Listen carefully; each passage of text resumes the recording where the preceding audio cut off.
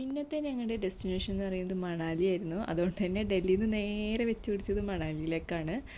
നല്ല അടിപൊളി കാഴ്ചകളൊക്കെ ആയിട്ട് ഞങ്ങൾ ഏകദേശം 5:30-6 മണി ആയപ്പോഴേക്കും അവിടെ എത്തിയിരുന്നു.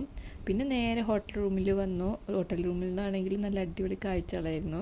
പക്ഷേ ജുനുക്കുട്ടിക്ക് ഇത് ആദ്യത്തെ അനുഭവം ആയതുകൊണ്ട് നല്ല തണുപ്പല്ലേ, അവനും ഞാനും കൂടി ഹീറ്ററിൽ കുറച്ച് നേരമൊക്കെ ഇരുന്നു. പക്ഷേ അവനങ്ങനെ ഇടങ്ങേറൊന്നും ഉണ്ടാക്കിയില്ല കേട്ടോ. ആൾ നന്നായിട്ട് അതെല്ലാം എൻജോയ് ചെയ്യുന്നുണ്ടായിരുന്നു. 2-3 ഡ്രസ്സൊക്കെ ഇട്ടിട്ട് അവനെ പിടിക്കാൻ തന്നെ ഭയങ്കര ഇടങ്ങേറായിരുന്നു എനിക്ക്. ഇട്ട ഡ്രസ്സിൻ്റെ മുകളിൽ കൂടെ ഇങ്ങനെ ഡ്രസ്സുകളൊക്കെ ഇപ്പോൾ ഇട്ടിട്ട് അവനൊരു ബൊമ്മക്കുട്ടി പോലെ ആയിരുന്നു. പിന്നെ ഞങ്ങൾ നേരെ സൈറ്റ് സീയിങ്ങിന് പോയി. ഫസ്റ്റ് പോയത് ഹഡിംബ ടെമ്പിളിലായിരുന്നു.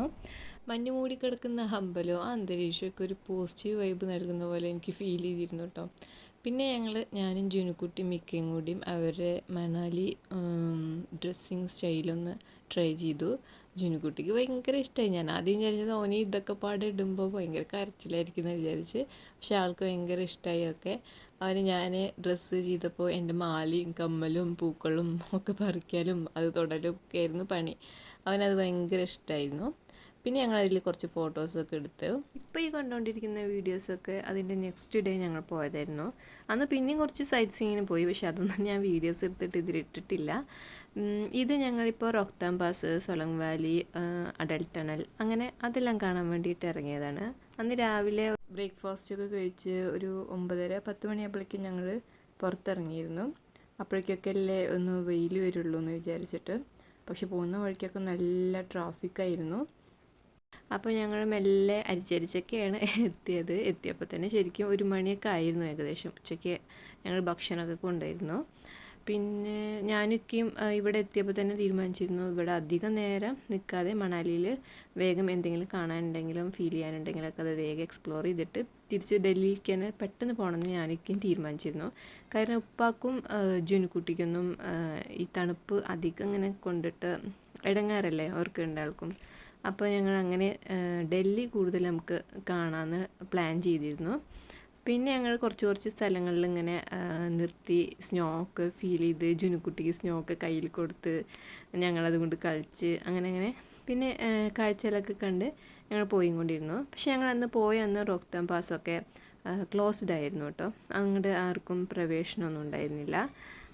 അതുകൊണ്ട് തന്നെ പോകുന്ന വഴികൾ ഞങ്ങൾ മാക്സിമം നിർത്തി അവിടെയൊക്കെ കണ്ട് അവിടെയൊക്കെ ഒന്ന് ഫീൽ ചെയ്ത് അങ്ങനെയൊക്കെ കേട്ടോ പോയത്.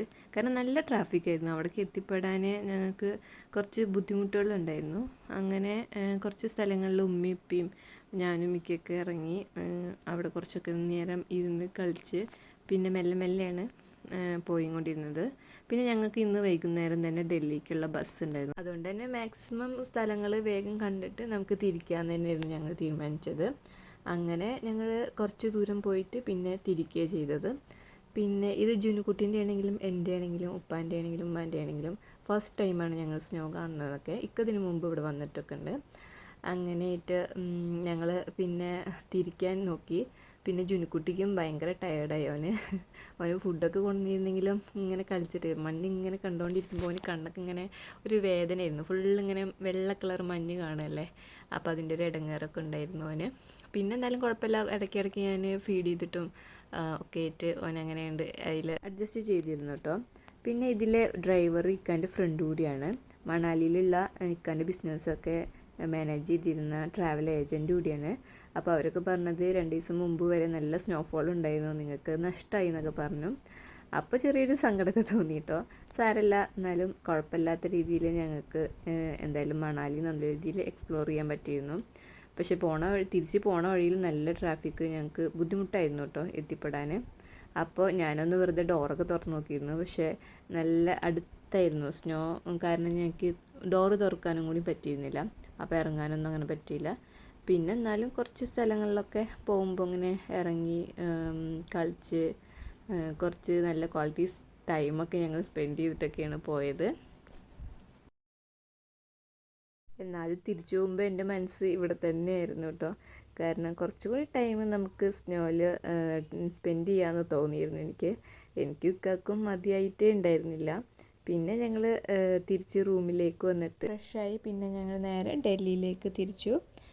ഇൻഷാ അല്ലാഹ് ഒരിക്കൽ കൂടി മണാലിയിലേക്ക് വരുമെന്ന് പ്രതീക്ഷിച്ചിട്ട് മണാലിയോട് ടാറ്റ ബൈ ബൈ പറഞ്ഞു.